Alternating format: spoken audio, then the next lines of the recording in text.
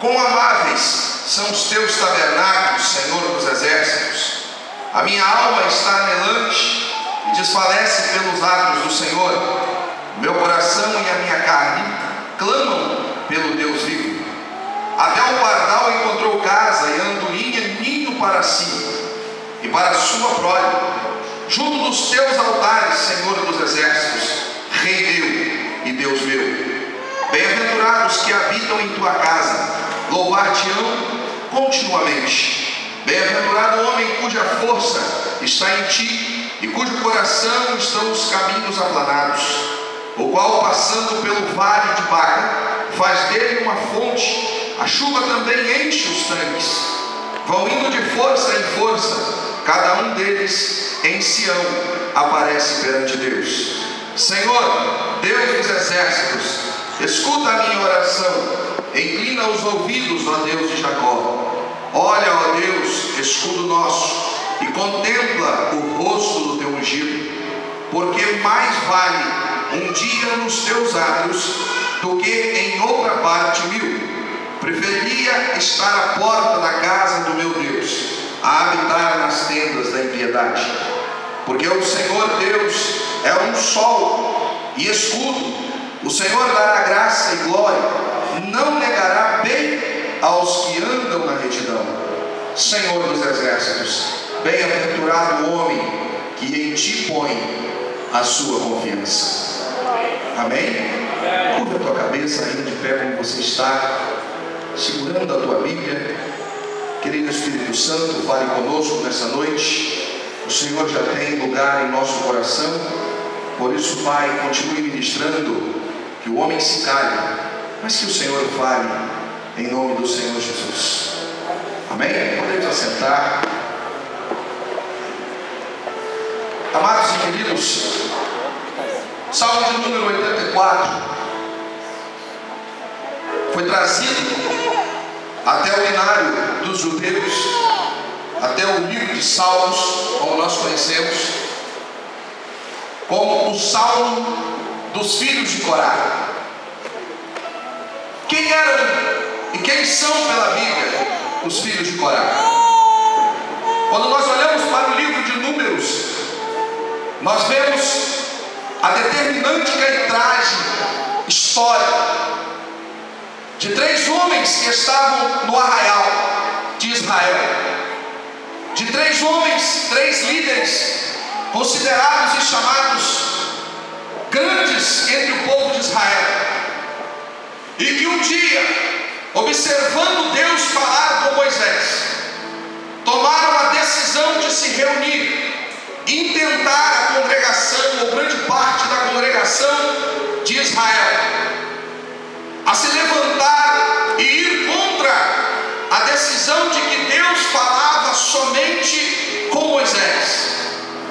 Nós vemos então que quando aqueles 3 homens, Datã, Corá e Abiram, se levantam e se colocam de pé e reúnem da sua congregação, da congregação de Levi, da onde vinha o próprio Corá, e vão até Moisés e tentam de uma certa maneira desafiar o homem de Deus, o grande líder do Senhor, e eles se colocam na posição de dizer: Moisés, assim foi o diálogo com eles, mas o triste diálogo que eles tiveram com Moisés foi o seguinte: Moisés, você tem observado algo no meio do povo de Deus. Este povo é santo, as congregações que aqui estão são santas, o nosso Deus que nós servimos é santo. E eu quero te fazer uma pergunta, Moisés: por que é que Deus só fala com você e não fala conosco?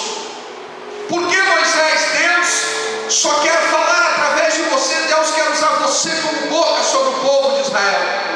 Por que Deus não fala mais com ninguém? O que está acontecendo? Acaso esta congregação, acaso este povo não é santo?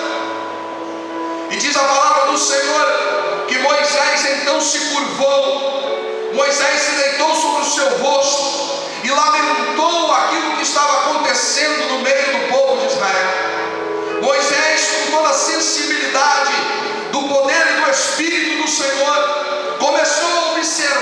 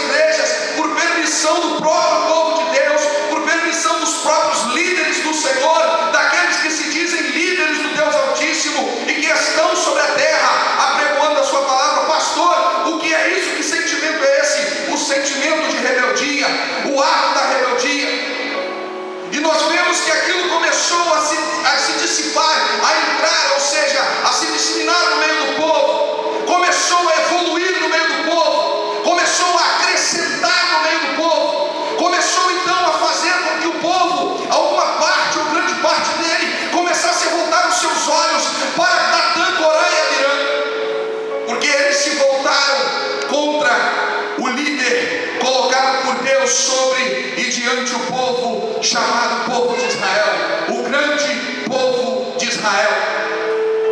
E talvez alguém estava tentando colocar em dúvida a liderança de Israel naquele momento. Talvez aquela posição, talvez aquela condição que aqueles homens tinham tomado diante da congregação, diante do povo de Israel, eles deveriam de uma certa maneira colocar em dúvida a posição do próprio Moisés. Mas nós vemos, queridos, que Moisés não era qualquer um homem. Moisés, ao contrário daquilo que muito nós pensamos, Moisés se dobra e vai falar com Deus. Moisés se vê diante de um problema e vai falar com Jeová. Moisés se vê diante de uma dificuldade e vai falar com o Rei dos Reis, o Senhor dos Senhores. Moisés se vê diante de uma grande condição contra a sua própria vida. E ele então se coloca na condição de dizer: eu preciso de um conselho do meu Deus. E ele toma a posição de se dobrar e falar com Deus.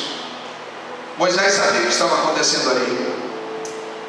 E diz a palavra do Senhor que Moisés diz então para Datã, Corã e Abirã e para as congregações que ali estavam reunidas: olha, amanhã peguem os vossos incensários, amanhã acendam com fogo os vossos incensários e vamos nos encontrar aqui, porque amanhã o Senhor dirá com quem Ele quer falar e quem é líder no meio do povo de Israel.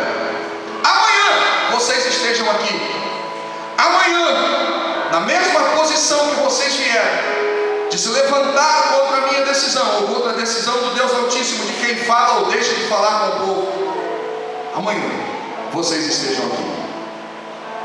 E nós sabemos que no decorrer da história, no outro dia, Datã, Corã e Abirã, e segundo a própria Bíblia, diz que toda a sua parte de fazenda estava reunida, ou seja, era o local onde eles estavam situados. A Bíblia nos revela que naquele mesmo momento, no outro dia, a terra se abriu. Datã, Corá e Abirã foram engolidos, eles, a sua família, a sua fazenda, e permaneceu Moisés e Arão de pé, e aqueles que não se voltaram contra Moisés.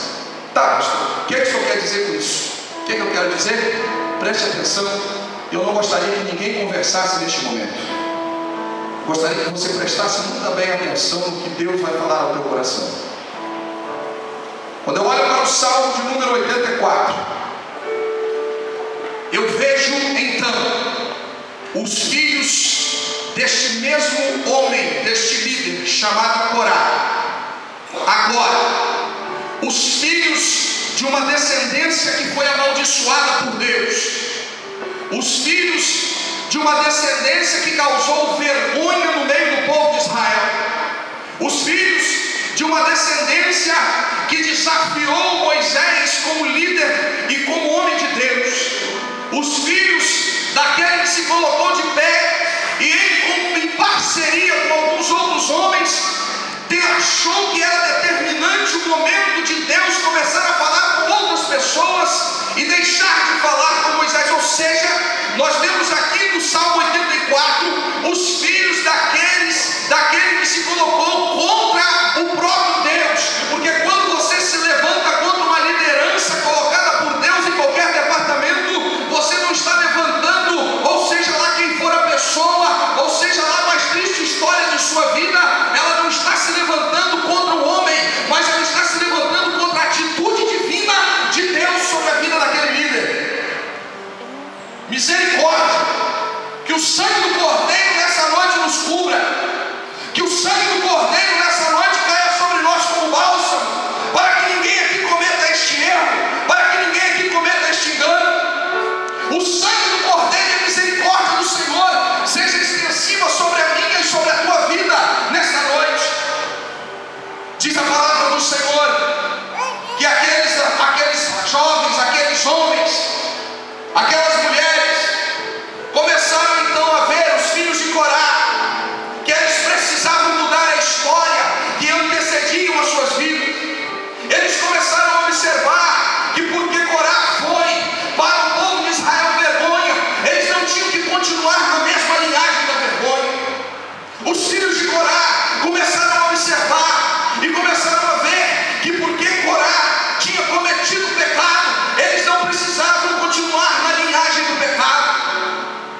Os filhos de Corá, que também faziam parte da tribo de Levi, que era proveniente de Leia, eles agora viram que não era necessário continuar como irrisão dentro do conhecimento das tribos de Israel.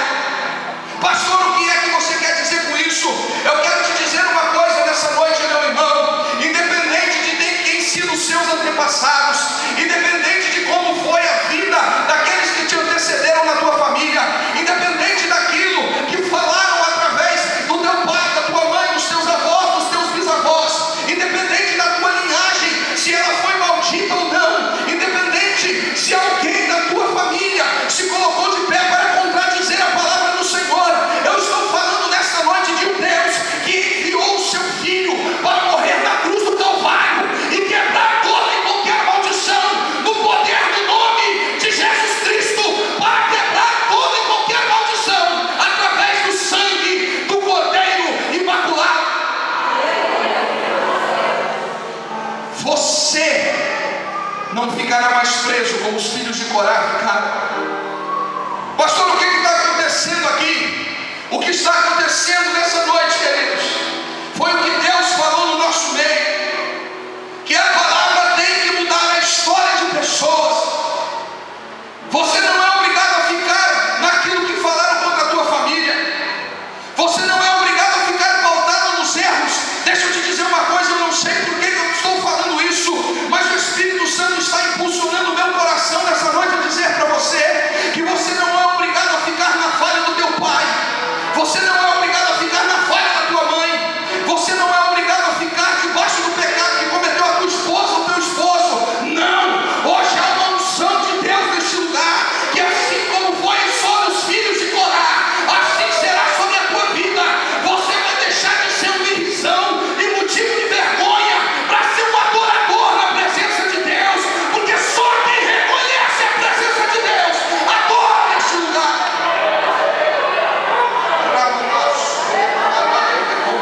Aleluia. Às vezes nós ficamos apegados, queridos, à nossa história antiga. Às vezes eu e você ficamos apegados a um passado que para nós nunca deixa de ser passado, sempre é recente. Se Jesus Cristo fosse olhar para os seus antepassados, para aqueles que fizeram parte da linhagem dele, ele nem se colocaria para começar a pregar o Evangelho. Se você observar lá, até Meretriz tem da linhagem de Jesus. Mas Jesus Cristo não olhou para isso, pelo contrário, ele te amou tanto que ele falou: independente do que eu estou vendo, independente do que eu possa fazer, eu tenho que continuar a minha missão, porque daqui a pouco tempo eu vou estar vendo algumas pessoas lá no século 21 dentro da Igreja Batista Missionária Independente, que vão precisar do meu sangue, vão precisar da ação poderosa do meu nome, vão precisar da providência do meu Pai, vão precisar da minha intercessão. Eu estou vendo pessoas que estão necessitadas, não importa se eles foram motivo de vergonha ou não. O que era motivo de vergonha, levanta a tua mão nessa noite, assim como foi a vida dos filhos de Corá, será sobre a tua vida. Tu, a partir de hoje, não será mais motivo de vergonha, mas será a tua honra de Deus sobre a tua vida, em nome do Senhor Jesus.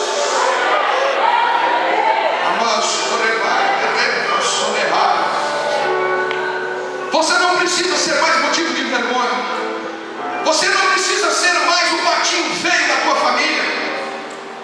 Eu estou falando para pessoas aqui hoje, irmãos. Por mais que nós pensamos ou venhamos a pensar que um dia vai mudar, mas alguém já apontou o dedo para nós. Apontaram o dedo para Pedro, apontaram o dedo para os profetas, apontaram o dedo para o próprio Jesus Cristo e disseram para eles e colocaram em questão e em pauta o ministério de cada um deles. Não se surpreenda se Deus está permitindo que alguém coloque o teu ministério em questão. Não se surpreenda se alguém, se Deus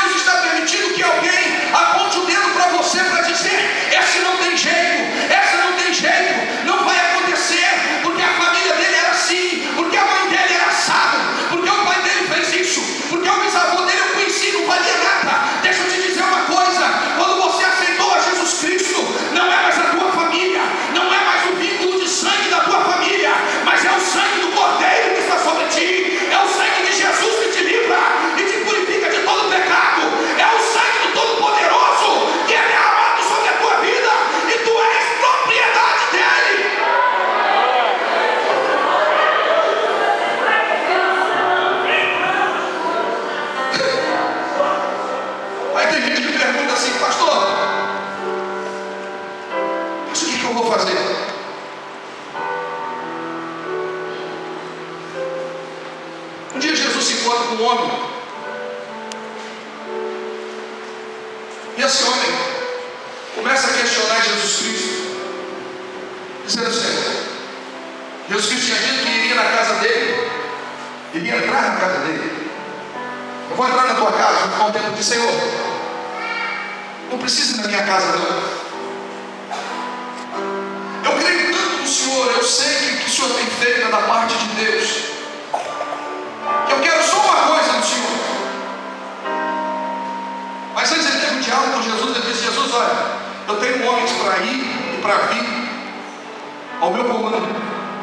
Eu tenho homens para fazer coisas pequenas e grandes para vir ao meu comando. Mas era como se aquele homem olhasse para Jesus, aquele centurião, e dissesse: Jesus, uma coisa eu não posso fazer. O meu servo está muito doente, está quase morrendo em cima da cama. Eu preciso que o Senhor vá até lá. Eu gostaria muito que o Senhor fosse até lá. Só tem uma coisa: o Senhor não é digno, por causa de como é a minha casa. O Senhor não é digno de entrar na minha casa. Era como se Jesus olhasse para aquele centurião e dissesse: o que é que você quer que eu faça? Como é que você quer que eu venha agir neste momento? Aleluia. Aleluia. E disseram para ele, aquele homem olhando para Jesus disse: Senhor, dá só uma palavra. Senhor Jesus, uma palavra só. Fala só uma palavra. Eu tenho certeza que o meu servo será curado. Dá só uma palavra, Senhor, e eu tenho certeza que algo vai acontecer lá na minha casa. Dá só uma palavra, Senhor, e eu sei que a minha casa nunca mais será a mesma.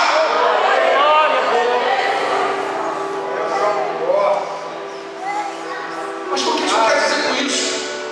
Eu quero dizer uma coisa, Deus.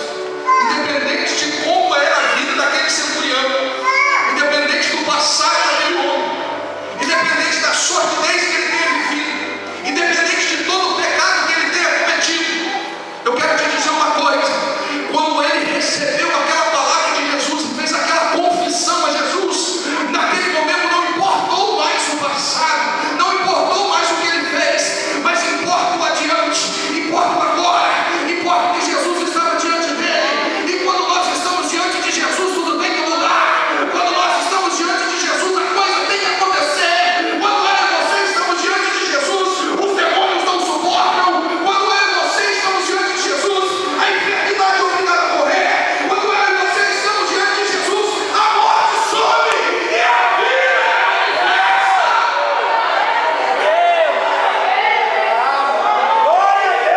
Não importa se a tua vida é uma vida de vergonha, levanta a tua mão neste momento, por favor. Mas a partir de hoje, com Jesus diante de você, a bênção do Senhor está estabelecida uma, está estabelecida duas, está estabelecida três, está estabelecida quatro, está estabelecida 7 vezes mais de tudo aquilo que o Senhor tem a te dar.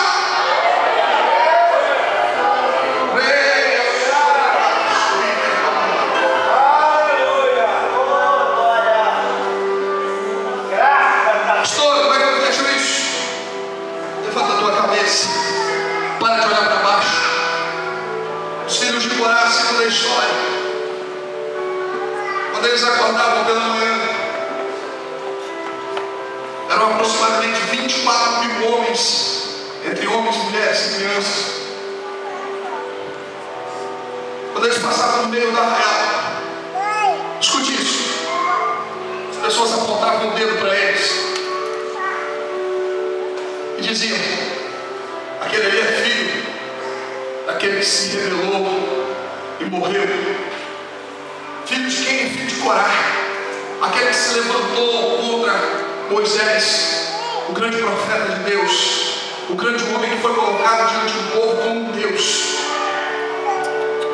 Quando eles passavam no meio do arraial, as pessoas começavam a criticar, a dizer: aqueles dali não estão aptos à salvação. Talvez você já tenha ouvido isso aí.